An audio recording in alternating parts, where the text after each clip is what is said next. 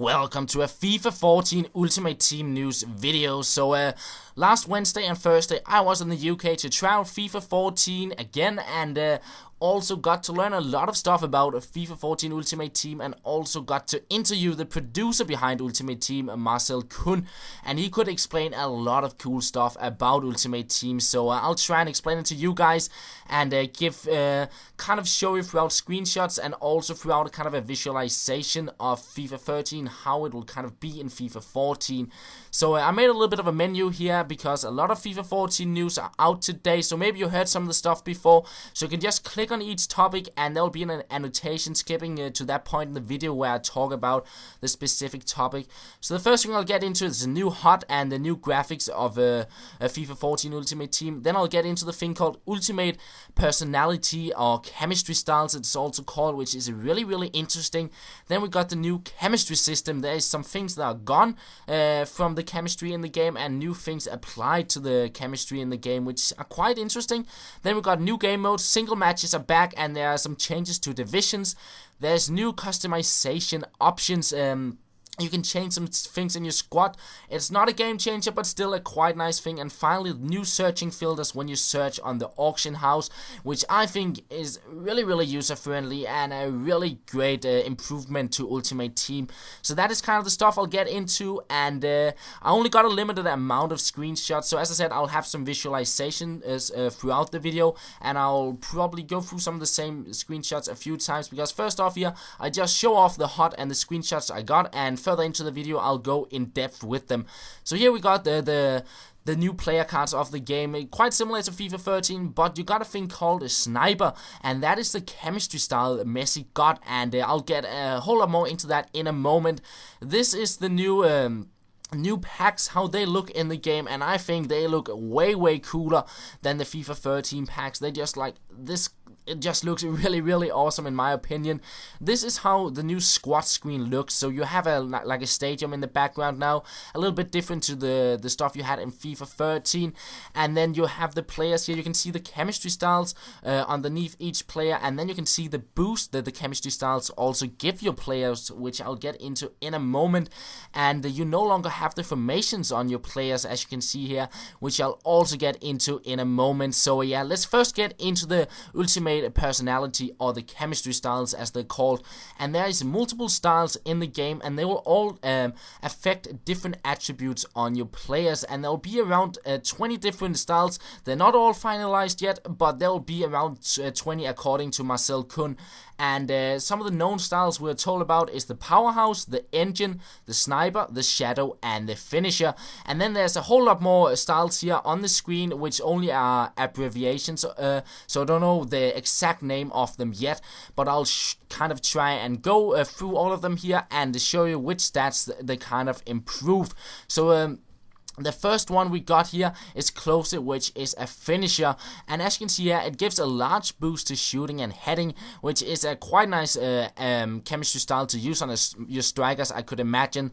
Then we got one on Hamsik here, medium boost to heading, shooting, and dribbling, quite good for a center attacking mid, I could imagine. And another style we got here is the one on Hernandez, improving the passing, heading, and defending medium, and I could imagine this being quite good on a center defensive mid as well, actually. But also the one Pirlo got a large boost to passing and heading could also be really good on a center defensive mid or a holding mid like Yaya Toure. If you apply that to him, I could imagine him being very strong. But as you can see here, Balsaretti and Abati got the same chemistry style, and the same thing goes for Mauri and Candreva. So I decided to just look on the chemistry styles down the right side and go through them there. So the shadow chemistry style is probably one of the better ones. It got a large boost to pace and defending, and it's going to be one of the rare chemistry styles in the game according to the producers. So imagine applying that to a center back, they would be so extremely powerful. And then we got the chemistry style there on Abate, which gives a medium boost to pace, defending, and heading. Also a very strong chemistry style, I could imagine, for a defender.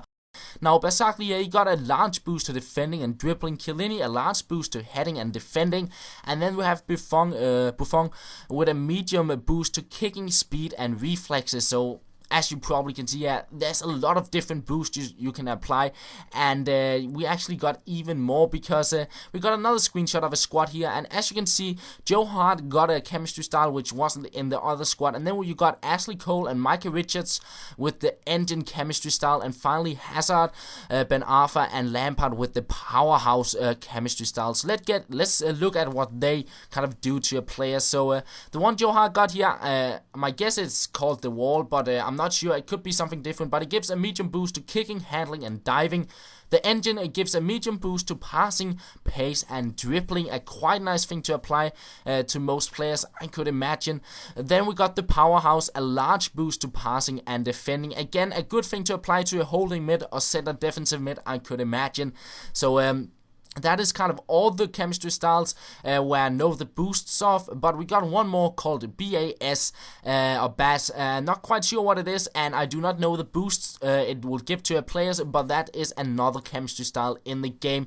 And finally, if you look at Messi's stats here, you see he only got one green arrow pointing up and a white one, and the reason why the other arrow is white is because it does not apply to him, because if you do not get the perfect chemistry, you will not get the perfect boost from the chemistry style. So you want to get perfect chemistry to get the most out of the chemistry styles.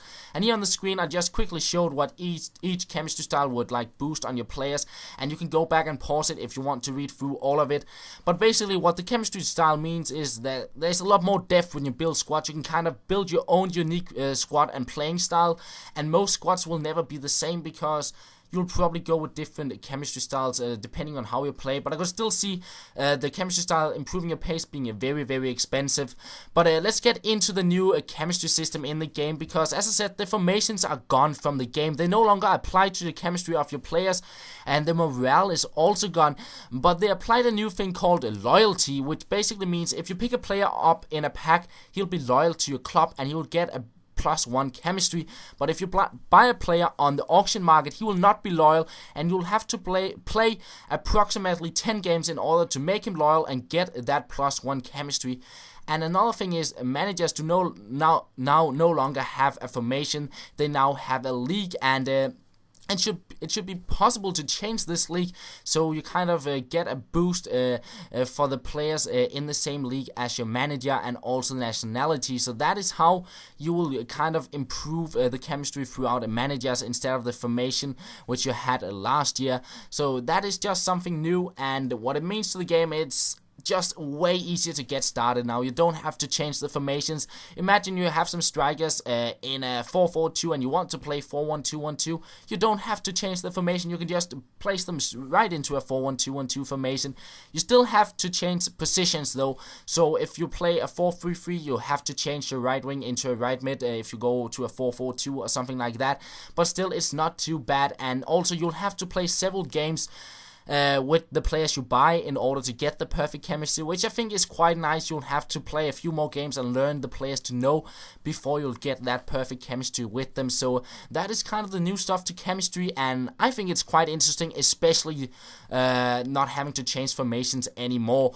Now let's get into the game modes. We got single matches back, and that is something I think everyone is happy about, and the matching in these games is based on the chemistry and overall rating of your squad. Then we got the divisions. We now got 10 divisions. It's 5 more than we had last year, and it's all about bringing your best team and trying to win.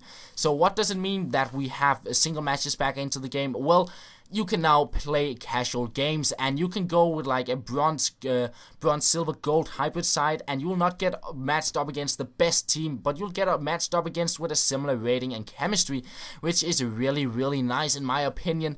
And also with more divisions, it means probably you'll have a lot more prize money to win before you get into Division 1, and you'll have more time to kind of build your squad before you get into the top division, which I think is quite nice as well.